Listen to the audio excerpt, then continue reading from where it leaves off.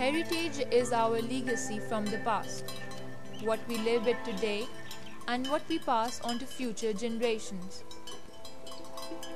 Our cultural and natural heritages are both irreplaceable sources of life and inspiration. A symbol of power and determination of its builder, Rohtas Fort is probably the only surviving pre-Mughal military architecture in Pakistan, built in 1541. It was built on the top of a steep cliff on the right bank of the river Kahan near Dina north of Jhelum. The fort is one of the most impressive historical monuments in Pakistan. It served as a huge fortified base for military operations against Gakhars by Sher Shah Suri. The fort was essentially designed as a military fort. Its main purpose was to fight against Humayun, whom Sher Shah Suri had fled to Kabul at that time. It was meant to deter the Mughal forces from coming back into the Punjab area. The main fortifications consist of the massive walls and covers a circumference of more than 4 kilometers. The wall of the Rohtas Fort measures up to 12.5 meters in thickness and up to 18.28 meters in height and consists of 2 or 3 tiers. The outermost tier towering almost 18 meters and protected by 68 semicircular bastions.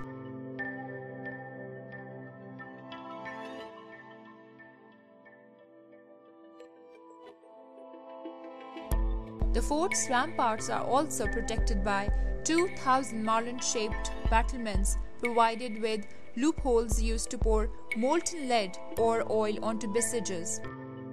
Because the gates provided the access for food to come in, for soldiers to come in, and these smaller gates that were built in were primarily there for the purposes of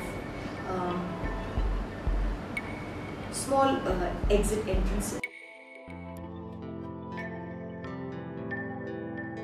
The main entrance gate from the river side is Khawas Khani Gate, which was named after the loyal and trusted commander of Sher Shah.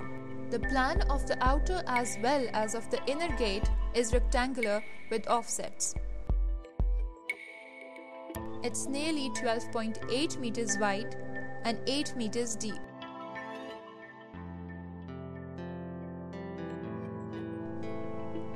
The gate opening towards west derives its name from the fact that it faces the direction of Kabul and called Kabuli Gate, and is still another example of rectangular double gate with offsets in plan. Some of the major works that have been done in the fort in the last 5 years have only been done by HWF, which is an NGO. They've done the Shah Chand Gate. They've actually done a renovation work. I wouldn't refer to it as conservation work. Conservation means retaining the authenticity of the site. There was a historical time. The Shah Chand Gate was there. There was a historic event that took place when that gate was blown down in a period of war. So the gate had broken down. Now that's a historic event that should form part of the conservation. We cannot rebuild a fort violating the historic event, whereas HWF has gone in and rebuilt that area.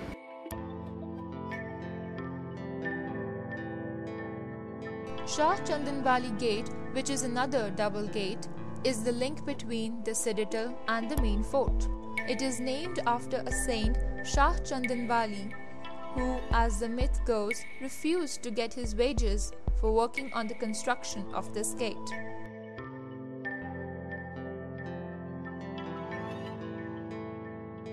Sohail Gate is the finest specimen of the work of Sher Shah's time. Traditionally, the gate derives its name from a famous saint named Sohail Bukhari. It is a double gate and its plan is rectangular with offsets. It rises nearly 24.34 meters high from the ground and is about 20.73 meters wide and nearly 50 meters deep. Major monuments within the fort: the undercourt wall, which is again part of the fortification wall, the Mansingh Haveli, the Rani's Mahal, and the Shahi Mosque.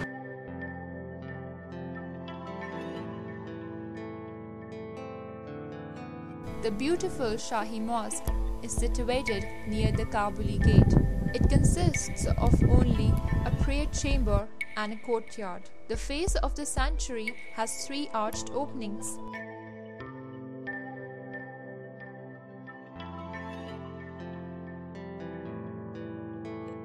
Haveli Man Singh, which is a double-story building, was named after the trusted general of Akbar's court. It is the most spacious structure built on a rock at a very uneven site and has been constructed in bricks and plastered neatly. Aina Mahal or Rani Mahal, the palace of the chief wife of Man Singh, is in the middle of the palace. It is the most expensive structure within the palace. To meet the need of self-sufficiency in water, boales were made by cutting deep the lime rock, one of which lies near the Kabuli gate and another near the Tulla Mori gate. This boali has nearly 148 steps of about 20 cm wide leading to the base.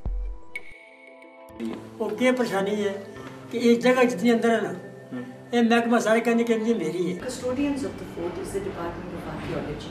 साढ़े से पहले बाप दादा मकान बनाते थे, हमको किसी पूछा कच्ची बातें कैसे बनती हैं, खुली जगह मिलती है तो लोग अपना कब्जा जमा लेते हैं. So basically I would refer to them because the land is not inhabited. They are essentially encroachers. बहरहाल मैं खुद टीवी ते कहंदा सुने आज कुछ लोगों 3-4 दिन हो गए वज़ीर-ए-आज़म ने खुद ऐलान किया कि मैं आपको रहने की जगह दूंगा और ये आपका हक है. ये मैं सुने आपने करना सुने टीवी ते ऐलान किया वज़ीर-ए-आज़म ने.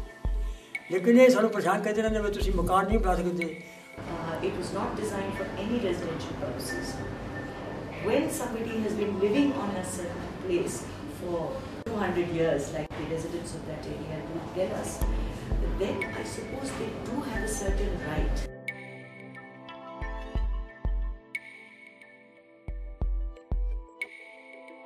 It is a pity that the Rohtas Fort, which had cost Sher Shah Suri a huge sum, could never serve the purpose for which it was built.